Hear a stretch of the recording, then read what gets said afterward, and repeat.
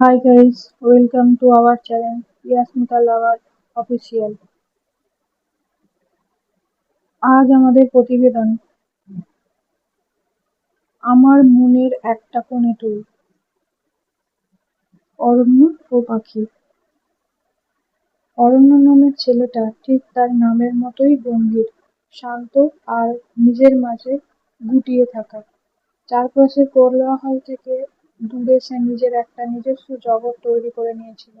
আর ঠিক তার বিপরীত ছিল পাখি, চঞ্চল, প্রাণবন্ত আর কথায় কথায় হাসিতে মেতে ওঠা এক মেয়ে, যেন খাঁচা ছাড়া কোনো এক স্বাধীন পাখি, যার ডানায় ভর করে ক্লান্তিহীন উড়ে চলাই জীবন।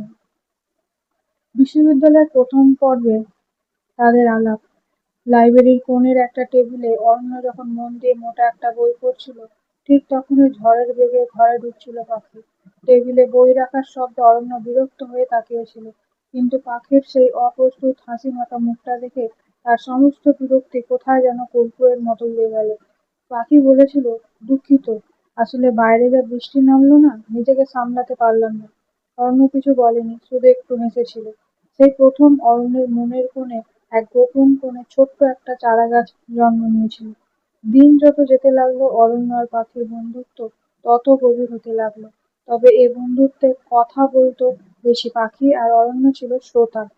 পাখি তার সারাদিনের গল্প, তার ভালো লাগা মন্দ লাগা সব অরণ্যের কাছে উজাড় করে দিত। অরণ্য শুধু মুগ্ধ হয়ে শুনতো।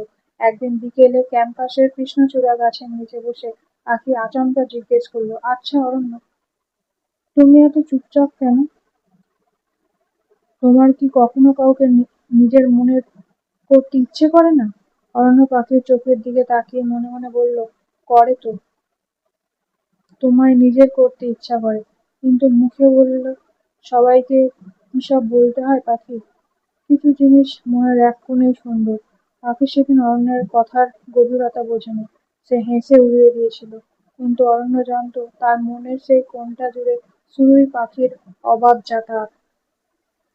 বিশ্ববিদ্যালয়ে পড়াশোনা শেষ হতেই জীবনের বাস্তবতার মুখোমুখি দাঁড়াতে হলো দুজনকে। অরণ্য একটা মাল্টিন্যাশনাল কোম্পানিতে চাকরি পেয়ে চলে গেল অন্য শহরে, আর পাখির বিয়ে ঠিক করলো তার পরিবার। পাখি অনেক চেষ্টা করেছিল অরণ্যকে মনের কথা বোঝাতে। সে চেয়েছিল অরণ্য একবার এসে তার হাতটা ধরুক, বলুক, তুই শুধু আমার। কিন্তু অরণ্য তখন নিজের কেরিয়ার গড়ায় ব্যস্ত। আর তার চেয়েও বড় কথা, সে ভাবতো পাখি হয়তো তাকে শুধু একজন ভালো বন্ধু ভাবে। নিজের ভেতরের সংকোচ আর পাখির ক্ষতি হওয়ার ভয়ে অরণ্য চুপ করে রইল। পাখির বিয়ের দিন রাতে অরণ্য শহরের এক অচেনা রাস্তায় একা একা হাঁটছিল। সেদিন তার মনে হয়েছিল তার জীবনে বসন্ত বুঝি চিরতরে বিদায় নিল। পাখির বিয়ে হয়ে গেল, আর অরণ্য রয়ে গেল তার নিজের তৈরি করা এক অন্ধকার অরণ্যে। সময় কারোর জন্য থেমে থাকে না। দেখতে দেখতে 8টা বছর কেটে গেল। অরণ্য এখন সফল ব্যবসায়ী, চুলে সামান্য পাক ধরেছে, কিন্তু মনের সেই গম্ভীরতা আর একাকিত্ব আগের মতোই রয়ে গেছে। সে আর বিয়ে করেনি। হঠাৎ একদিন এক কফি শপে অরণ্যের চোখ আটকে গেল জানালার ধারের একটা টেবিলে। সেই চেনা মুখ, চেনা চোখের কোণে একটা ক্লান্তির ছাপ, কিন্তু হাসির ধরনটা আজও সেই আগের মতোই। পাখি।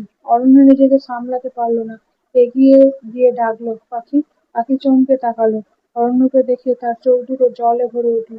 তারা মুখোমুখি বসলো। কথায় কথায় অরণ্য জানতে পারলো পাখির সংসার টেকেনি। বিয়ের 2 বছরের মাথায় এক চরম অশান্তির পর তার ডিভোর্স হয়ে যায়। এখন সে একটা স্কুলে পড়ায় আর নিজের মতো করে বাঁচার চেষ্টা করছে।